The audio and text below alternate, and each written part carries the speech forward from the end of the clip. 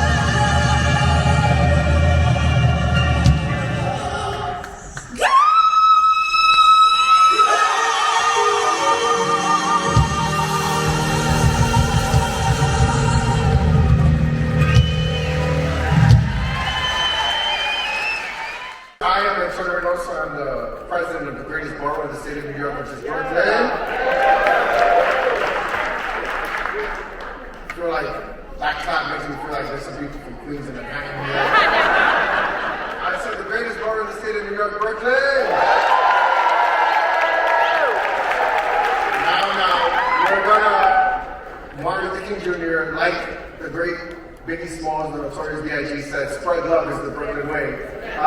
They're both, the foundation of their work is based on love, especially Martin Luther King Jr., obviously. And in a time that we are now, where I say the people with little are pitted against the people with less, I think it's something that Martin Luther King Jr. would not be happy about. I feel like over the last 5 years, maybe 10, that we're regressing. This ability to learn about each other through the internet, through social media, was supposed to be something that brings us together. And instead, when our differences are pronounced, we seem to cower and fear and get fearful of the other. Instead of embracing diversity and cultures and other people's ways, we speak down upon it if it's different from ours. That was never the vision, never was.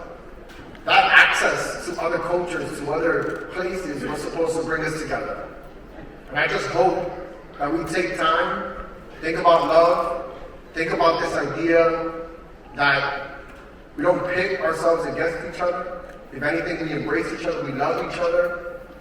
You know, we show solidarity through the legacy and through the life and memory of Dr. Martin Luther King Jr. I am still New York City Council Speaker Adrienne Adams, and it's wonderful to be back with you today. We are celebrating the life and legacy of the great Reverend Dr. Martin Luther King Jr.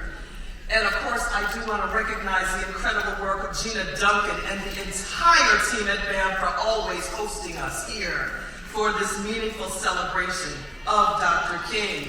We're so grateful and blessed to be able to come together annually as a community. I also want to acknowledge my colleagues in government, including the incredible, incomparable Chuck Schumer. We're going to hear from our Governor, Kathy Hochul, as well. I want to acknowledge Brooklyn Borough President Antonio Reynoso, District Attorney Eric Gonzalez, Commissioner Laurie, Cumbo, and my favorite council member, Crystal Hudson, will be with you also. Brothers and sisters, 2 years ago, I became the first Black Speaker of the New York City Council. And I wondered then, and I'm still wondering what took us so long. But don't worry, we're here to stay now. I was proud to break that barrier and lead the first women majority and most diverse city council that New York City has ever seen. It meant that for the first time, our city's lawmaking body reflected the rich diversity of our city and was truly representative of all of our communities. Our composition today continues to reflect this. We are mothers, we are grandmothers, we are community leaders, we are social workers, we are educators, and we're so much more. We are our ancestors' greatest dreams working to advance Dr. King's dream. I was born during the Civil Rights Movement to 2 parents from South Carolina. I was raised in the wellspring of hope and possibility it opens for the world, our communities, and for our families. Dr. King called on all of us to work together to usher in a world that rejected discrimination, inequality, and poverty. This message inspired people across the nation, and their contributions propelled a movement that changed a nation. We know from Frederick Douglass that power concedes nothing without a demand. And everything we enjoy today is a product of the struggles that our elders and ancestors took up to win freedom. That spirit remains alive, triumphantly surviving the tragedy that stole our Dr. King from us. We each bear responsibility now for protecting what our ancestors risked their lives to provide us. And it is up to us to grow the seeds of progress to bestow on our future generations. This is how we move the world forward. This is the toll we pay for our time on this precious earth. Good morning, Brooklyn. It's great to be home in my former councilman district, and it's great to see all of you. And it's great to be at BAM. And as most of you know, I usually speak at the breakfast, and it's really great to be in the big house finally.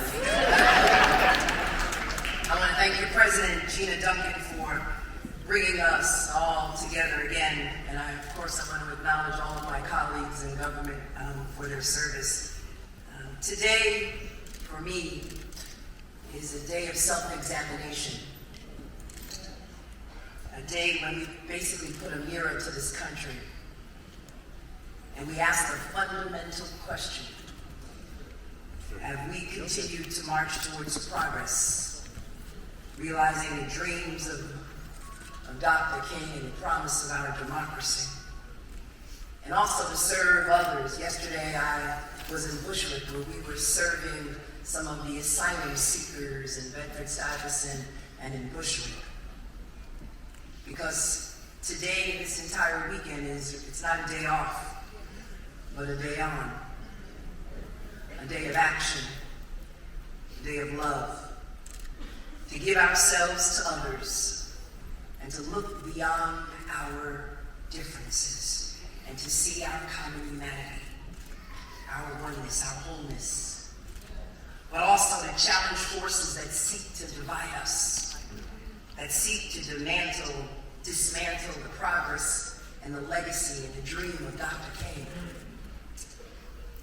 And so all of us, we must defend and strengthen and protect our fragile democracy, and to make real the promises of our democracy, not for some, but for all of us. We are at a crossroads in this country, my friends, and we must collectively reject authoritarianism.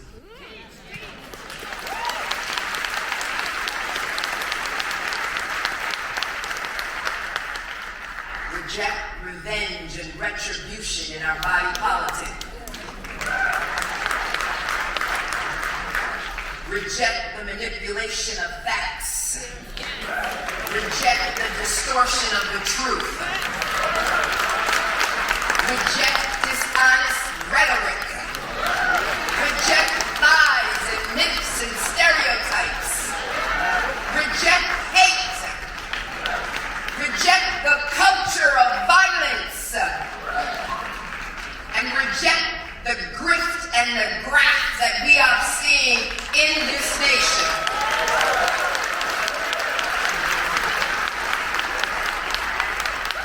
All of us must redouble our efforts to create a more perfect union. And I am committed, obviously, to the dream of Dr. King, but also to the teachings of the great leaders of the past. And I am hopeful, knowing that no lie can last forever, and that the truth crushed to earth will rise again. And let us rise from the lowly feeling of despair and discontent, despite the attacks on all of our rights, and heal our country and repair the breach, and use the law as I do each and every day as a sword and as a shield. And let all of our voices, our collective voices, be heard as we march into the polling sites this November and this September.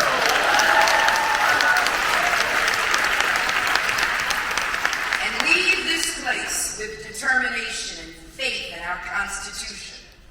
And in the words of Dr. King, embrace an inviting moral balance, where we will be undergirded by a secure and expanding prosperity, not for some of us, but for all of us.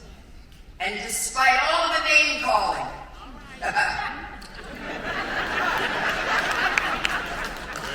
despite all of the efforts to disrail the truth, despite all of the protestations, and all of the flailing, and all of the crazy speeches, and all of the chaos, all of us must keep the dream alive, and all of us must never bow, never cower, and never break, and never bend in the face of those who seek to divide us, because I believe in the dream, and I am a child of the dream, and I will fight on from this day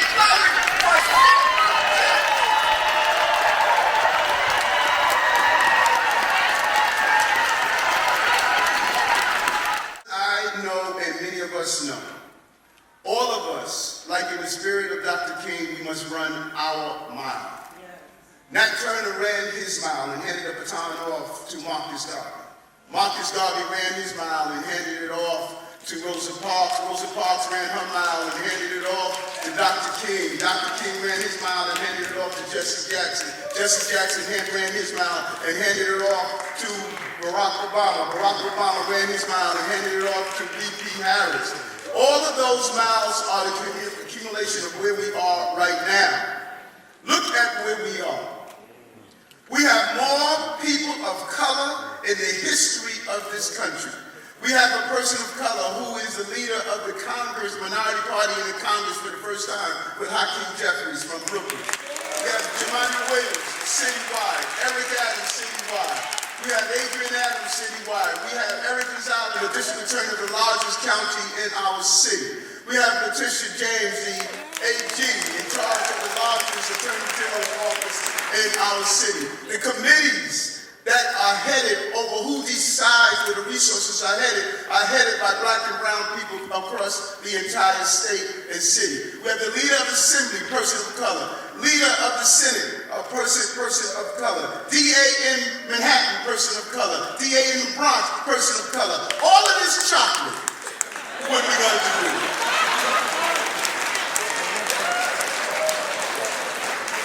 What are we going to do with it? This is not a day off because of Dr. King. This is a day on.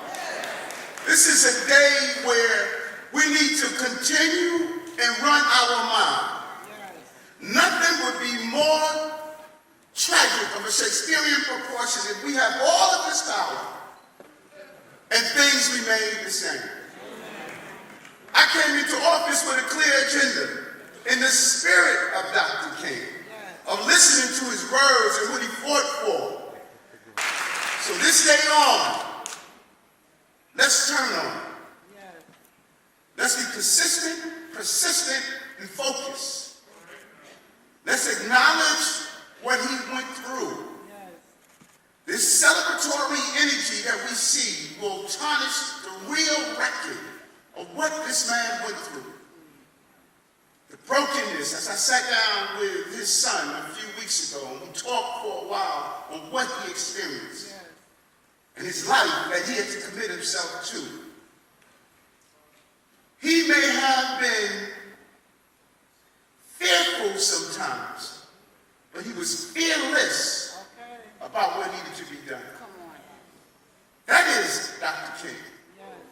That is the human being. That is the Father, the Son. That is who we celebrate. Thank you. I have a list of grievances that probably shouldn't matter, but do. Because I realize when we talk about Dr. Martin Luther King Jr., what we are fundamentally talking about is mercy.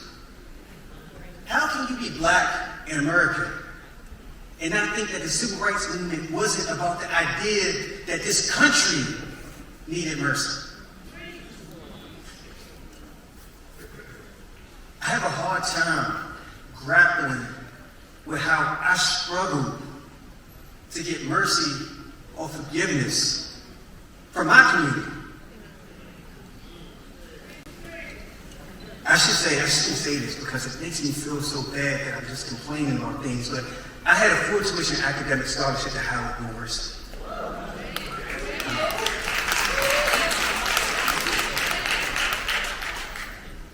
But when they found out I had been to prison, and understand, I wrote an essay that confessed that I had been to prison because I had a box that I had to check yes. I wrote the essay and I said who I owed most was my community. My cousin went to prison a couple years after me. He was 12. I know that the fact that I went to prison at 16 made it possible for him to believe that he could do the same kind of violence I did at 12. So I said I owed my community. And Howard said,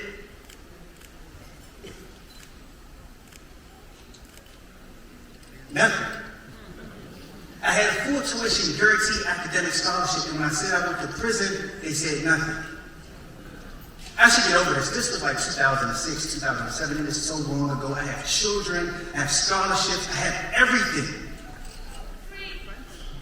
And I am still devastated by the fact that I came home. Howard is literally less than a mile away from where my mother graduated from high school.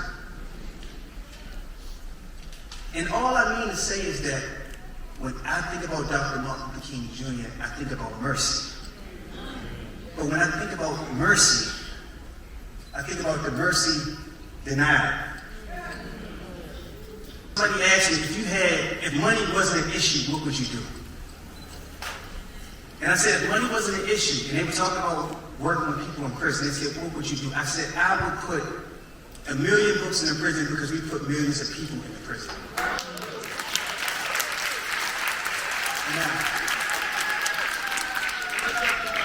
And they asked me how.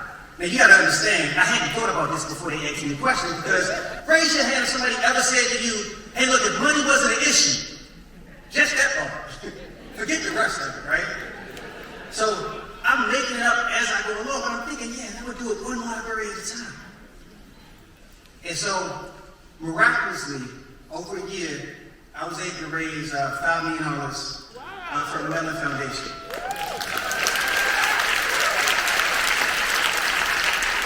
Now, you have to understand that I was able to raise the money, having not been able to secure a job for myself that had health insurance.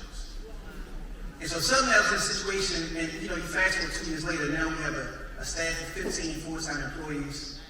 7 of the people who work with us serve time in prison. Multiple people serve, 20 years, 30 years in prison. But that's not the part that matters, because that has nothing to do with King. I just said that part to make you correct me, because I can't be up here like I know everything. This is the audience participation part. But no, they was like, well, what would the library look like? And this is where King really came into play in his work, right? What the library would look like. I said, I'm going to make it a physical thing of beauty. See, I thought we would put bookcases on the wall, and I said, I don't want to put bookcases on the wall. I want you to come into a space and transform a space. Everybody goes to Pettit Bridge. Everybody goes to Selma. They go to Birmingham, because those places have been transformed by what was done there. And I thought, what does it mean to try to transform a space by what you put there? So we put these beautiful libraries, we put these beautiful bookcases that's accessible on each side. But when I was working with architects that designed it, we decided to make it art. Specifically, and if you go to our website, you'll see it, because of the King quote. The moral arc of the universe is long, but it bends towards justice. We imagine that if you stretch all of these libraries together, right now we built 200.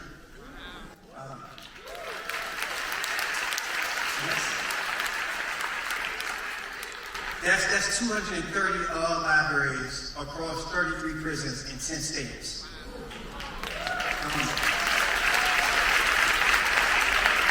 We should remember, when they tried to shame the people in the civil rights movement, when they tried to shame Dr. Martin Luther King Jr., one of the things they shamed him with was incarceration. Not because of that.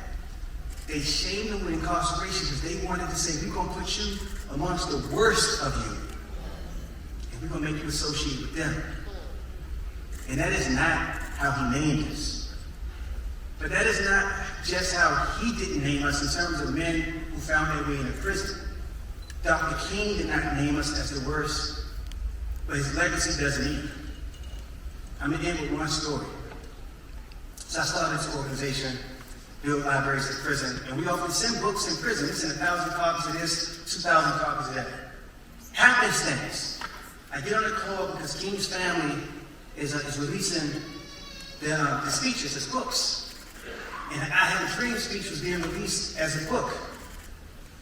And they wanted to get something in prison. And I said, we will buy 2,000 copies and get them in the prisons all across this country. And I said, wait, did Dr. Martin Luther King Jr. ever write anything about jail? And she said, well, he did write the letter from a Birmingham jail. And I thought, I know that. I read that in solitary confinement. Wait. I read that in solitary. I once wept. Hey, who's writing the intro for a letter to a Birmingham jail. I should write this, and before you respond, let me tell you why. And then I started pitching hard, I probably started weeping on the call, And they were like non-committal, in the way people are non-committal. It's like it's a long process, and you got to get approved. Like 2 weeks later, they called me and said, Dwayne, we meant to call you. You were already on the short list, and the family already approved you. I wanted to be chosen. I wanted to be chosen, but I understand that if you want to be chosen and you ask to be chosen, you already are kind of demanding to be seen. And maybe you pushed your way onto the scene. And I always knew when I put my name in the hat that there was a possibility that somebody would say no because of prison. And then I had this moment where somebody else put my name into a hat. And the people looking at the names didn't even have to worry about hurting me when they said, of course not. But instead of saying, of course not, they say yes. And I don't even understand how the universe works, but for whatever reason, that was the only book, the only essay that no introduction writer was assigned. Almost as if it was waiting for me.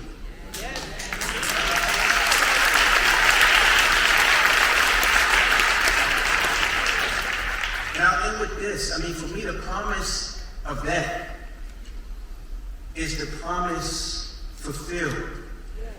The possibility that like mercy might actually be a thing that we can hold on to. I hope when y'all leave here, it's somebody in everybody's family who don't deserve mercy at all, who don't deserve forgiveness at all. Just like this country. And Freedom Reads, my conference room table is a reclaimed poplar tree. If you know American history, you know that a lot of black folks were hung from poplar trees.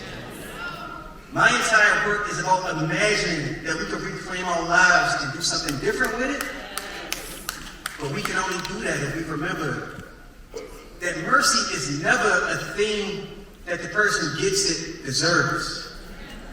Mercy is a thing that we give because we cannot live without it. Thank you.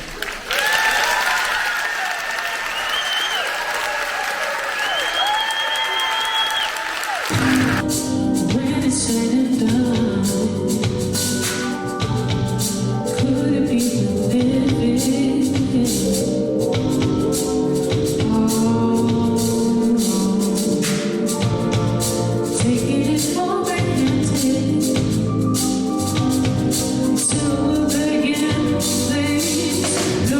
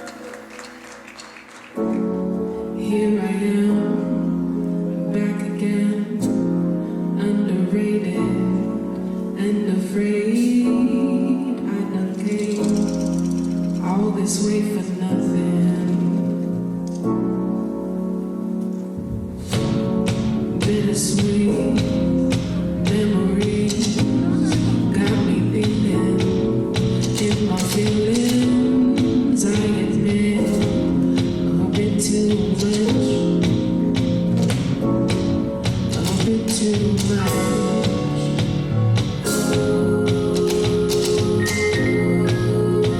Been dealing in my feelings a bit too much.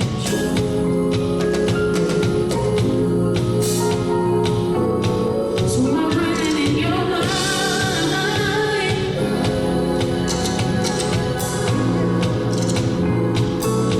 I'm running out of time. I didn't find this. I wonder how you can so you can stay away from me.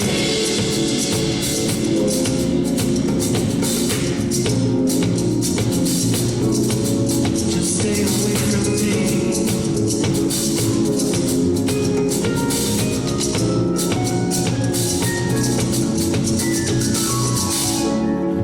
I don't know, honestly, I'm bleeding, 'cause I can't always wait for something. See, story goes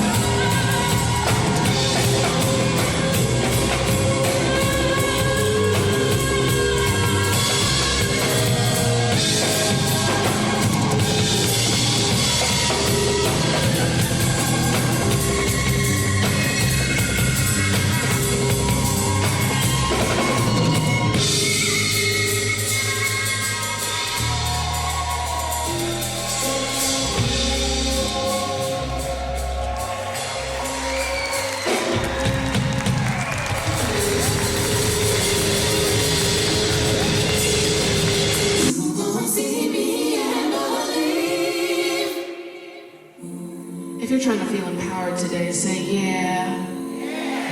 I said, if you want to feel empowered today, say yeah. Oh, that's right.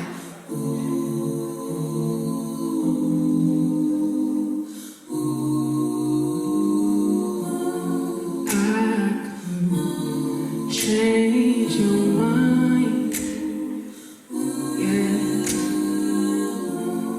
Keep you satisfied.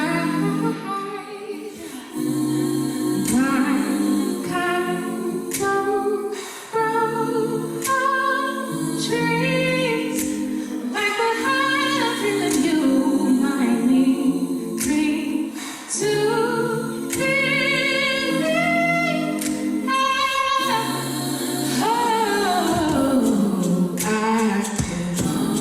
Save your time, make you wanna come inside and pray to stay for life. I don't grow on trees like a high feeling you gon' see me.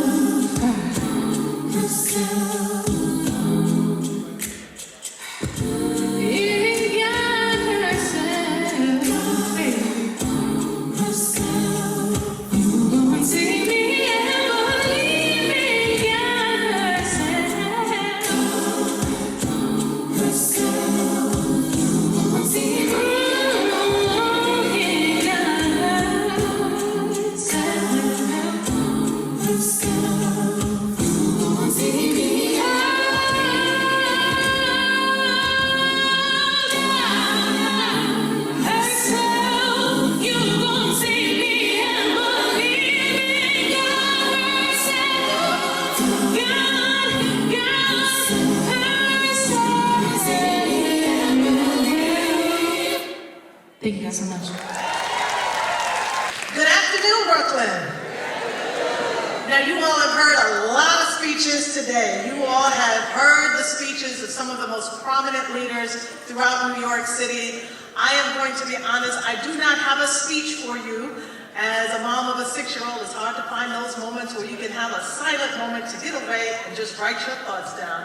But I just wanted to bring you greetings and really just to allow the energy of the moment to really speak through me. It is an honor to be the Commissioner of the Cultural Affairs Department of the City of New York, representing Mayor Eric Adams. And this is an extraordinary time in this city and in this country as it pertains to culture. And culture is a vital part of New York City and its existence on so many levels. We are at an extraordinary time. And in that time, we are seeing so much change. There's such a moment of uncertainty. Every morning we wake up not knowing what we're going to see on the news, what the new dynamic is going to bring, how we are going to get through our day. And that is really because the earth on so many levels is reshifting itself. It is trying to right the wrongs of how this nation and how this world was formulated. And it's a painful process as we go through it each and every day. When we see when people are forcibly removed from their lands, where people are enslaved, when people have all of these tragic things that happen to them, because people are given responsibilities and sacred opportunities to protect their land, to protect their place, to protect their homeland. And when those dynamics are broken, you're seeing the climate crisis that happens. When the people who were given the land by God are no longer allowed to tend to or care for that land. You're seeing what happens when people are taken forcibly from their communities and from their lands. And so right now the earth is trying to right itself. It's trying to create rights where there were so many wrongs. And we're seeing that all across this nation and in this city. And here in New York City, it is such an honor to serve with so many dynamic leaders of color, the first for so many and so many opportunities that are here for all of us. I know as Commissioner of Cultural Affairs, I'm proud to see the cultural gains that we have made. In the Bronx, we have the new Hip Hop Museum that's going to open next year. We have the first Bronx Children's Museum just opened its doors. When we go to Manhattan, we see Apollo Theater undergoing a massive renovation. Studio Museum is having a brand new $80 million building that is being renovated as we speak. We were able to allocate resources for the first Afro-Latin Jazz Museum that is going to open. We are so proud of the work that we're doing in Queens. You are going to see and be able to experience, we cut the ribbon on the new Louis Armstrong House. And that's an extraordinary space if you have not gotten a chance to visit and see that. Here in Brooklyn, New York, we have an extraordinary opportunity. 651 Arts, as well as mine truly Mokata, is going to open this year in a brand new building right in this community. And we're so proud of the support that we've gained for Weeksville, and we are trying desperately to save Magnolia Tree Earth Center. We want to make sure that that legacy lives on and on. And we can only really do that work with your support and your help. I just want to show you something in the way of the revolution that's happening. That prominent, dynamic, incredible woman that introduced me, Mrs. Gina Duncan, she's the first African American to ever run the Brooklyn Academy of Music. Do you understand that? And her number two is an African American woman, Coco Shillingsworth. Both these dynamic women are doing extraordinary work, but it doesn't end there. We have Dr. Sean Decatur, the first African American man to run the American Museum of Natural History, second largest museum in the country, okay? We have right here in Brooklyn, New York, Wes Jackson is running BRIC. We have Atiba Edwards, who's just appointed the head of the Brooklyn Children's Museum, okay? We have Morgan Monaco, the head of the Prospect Park Alliance, first African-American woman to ever run that particular institution. And the Brooklyn Arts Council, we have the incredible, very dynamic Rasul Jalani, who is now the first African-American man to run the Brooklyn Arts Council.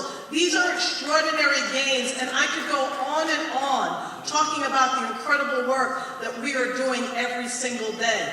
But now that we are holding these positions, we have to make sure that we show up for the leadership so that we don't have replications of what happened to Claudine Gay within our city and for our cultural institutions.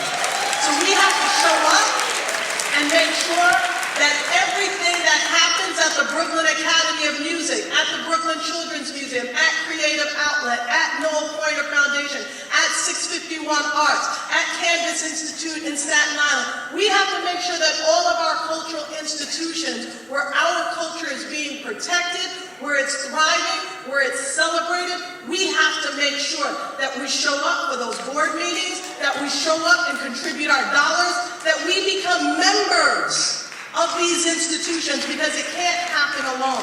I'll just close by saying, when we think of Dr. Martin Luther King, they say you can kill a man, but you can't kill a movement. And that movement lived on in so many, like the Cicely Tysons, like the Harry Belafontes, like all of those incredible individuals. Those individuals, the Mahalia Jacksons, the Nina Simones, at that time in history, our cultural institutions, our political leaders, our athletes, they were all working in tandem with one another. Our institutions cannot thrive if we don't have the support of the hip-hop community, of the actors, of the NBA, of the NFL. So I say to our young people in this room, you are going to be the next NFL, WNBA, NBA players. You are going to thrive and become all of those wonderful things. But I say to you, young people, and the reason why I bring our son Prince here every day, the reason why we have to make sure that when you gain that success continues to be reciprocated into our community. That when you get that hit album, you come back and you contribute to the cultural institutions in your neighborhood. When you become the draft pick for the NBA, you come back and you develop the NYCHA developments and the basketball courts and the community centers. When you shout York on your next hip-hop album, make sure you put back into Brooklyn, New York to create the next generation of leaders. Because with the Harry Belafontes and the Cicely Tysons and the Dr. Maya Angelos and the G2RUCs that have passed on, that knew the value that their celebrityism was to promote, support, and invest in our communities, we have to pick up that mantle. We have to pick up that baton because we have to make sure that everywhere where our culture is represented, that we make a success. So if you do nothing else for me today, please become a member of those cultural institutions in your community, those Ife titles, those creative outlets, so that we make sure that those institutions have the resources, like Creative Outlet is doing, to take our children to Africa in February. We have to support that, and we have to make that happen. So that's all I had to say for you today. But thank you so much. We're going to make sure that we continue to support these great institutions and to support our great leaders. Thank you all so much. And a happy birthday to the great Reverend Dr. Martin Luther King Jr. I'm so humbled to participate in this treasured tradition for a third consecutive year and join you all in marking BAM's 38th annual tribute to MLK. My name is Crystal Hudson. I'm your council member, proudly representing the neighborhoods of Crown Heights, Prospect Heights, Fort Greene, and Clinton Hill, right here in the People's Republic of Brooklyn. And I'd like to thank BAM's esteemed president, Gina Duncan, and to the incredible staff who worked tirelessly to ensure the Brooklyn Academy of Music remains a true gem in our city and a place where all are welcome. It's an honor to represent this district for so many reasons, but BAM is most certainly one of them. Last year, against the backdrop of the devastating Supreme Court decision overturning Roe v. Wade, I spoke about Dr. King's belief that our path toward justice and liberation is one for which we must constantly toil. I found solace in King's statement that change does not roll in on the wheels of inevitability, but comes through continuous struggle. It spared me from despair at a moment when the very court that once affirmed our nation's higher principle of equity under the law swiftly gutted our constitutionally guaranteed right to abortion and eroded the civil liberties of all Americans. Today, however, we find ourselves living through an entirely different kind of moral reckoning. In the months leading up to this day, I have often wondered, what would Dr. King make of these times? What wisdom would he offer? What lessons would he impart? And if he, in 2024, was with us, nearing his centennial, still speaking truth to power, how would he guide us? I think often of how unpopular Dr. King was during this time. He spoke for peace, he stood for freedom, he called out injustice, he urged us to love one another, and for all this, he paid the ultimate price, his life. In April 1963, Dr. King was arrested and jailed in Birmingham, Alabama, for his participation in a protest against the city's segregationist policies. While confined, he penned his letter from a Birmingham jail. In it, he begs the reader to consider truth and justice as cornerstones of civic life and examine what it means to hold these principled ideals as guideposts for our actions, not merely as items for lip service. And it's in this letter that Dr. King famously states that injustice anywhere is a threat to justice everywhere. But he also makes clear his understanding for our common existence, writing, "I am cognizant of the interrelatedness of all communities and states. We are caught in an inescapable network of mutuality, tied in a single garment of destiny. Whatever affects one directly affects all indirectly." The message of a letter from Birmingham is ever relevant today, its content deeply rooted in King's strict philosophy of nonviolence, of radical understanding, of justice, and of equity. Turning to Dr. King for guidance at this specific moment is not a matter of speculating how he might have felt. To Dr. King, means and ends matter. He appealed to his faith to convey what this meant in practice. In his 1963 letter, he quoted St. Augustine in writing, "An unjust law is no law at all," and instructed the reader that morality should govern our relationship with the law and not the other way around. We should, in his view, reject the normalization of immoral laws. And I can hardly imagine anyone here would claim segregation to be moral. Yet it was legal until 1964, and that was exactly his point. Must we continue to accept the conditions of today, even if governments justify them? As I said, Dr. King's perspectives were deeply unpopular. His views were contrary to those that our government upheld, and for that he was terrorized. For that he was killed. Today, in the face of the horrifying loss of life, in the face of genocide, people are speaking up. People are attempting to speak truth to power, and people are paying a price. What at this moment would Dr. King do? Again, let us return to his letter from a Birmingham jail. To fulfill our duty to this inescapable network of mutuality, Dr. King tells us that we must avoid being bogged down in tragic efforts to live in monologue rather than dialogue. To view justice through a wider lens, one that accounts for the struggles of oppressed people the world over, historically and with deference to time's neutrality, for according to Dr. King, the mere passing of time will not cure all ills. Continuing, he notes, time itself can be used either destructively or constructively. And it is incumbent upon us that we use our time constructively in our pursuit for justice, especially today. Progress today also requires truth as a guiding principle to be held in the highest regard. Our task at hand is urgent. Time will not bring us justice. Black Americans, King noted, know the broken promise of time too well. We've heard the promise of justice deferred too many times. Dr. King mused in his letter that perhaps those setting the timetable for another man's freedom, those telling Black folks to wait for a more convenient season, had not felt the degradation that defined Black public life, the sadness of separation, the bitterness of distinction, the haunt of living constantly at tiptoe stance, and the resentment of broken promises. Being told to wait, King wrote in 1963, has almost always meant never, and justice too long delayed is justice denied.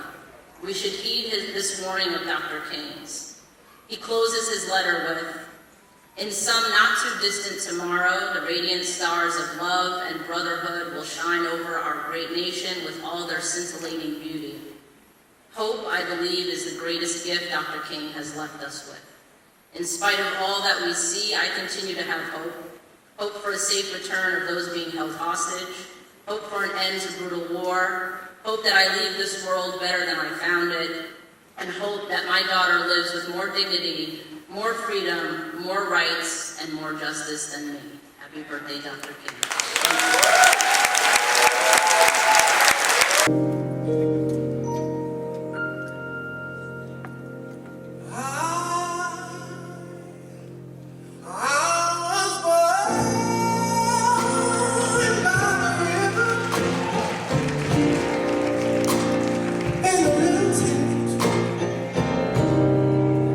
Just like the river I've been running ever since. It's been a long time coming, but I know change won't come. Oh yes it will. It's been too hard living. I'm afraid to die. I don't know if someday I'll be on the side. It's been a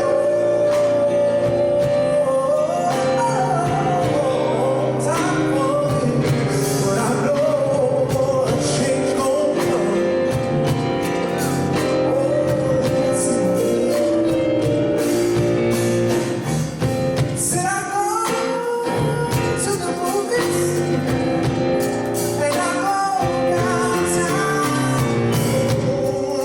People keep telling me, no, no, no, no, no, no, no, no, it's been a long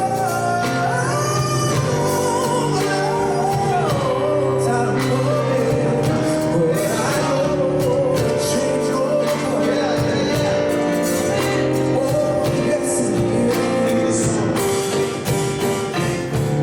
So I go to my brother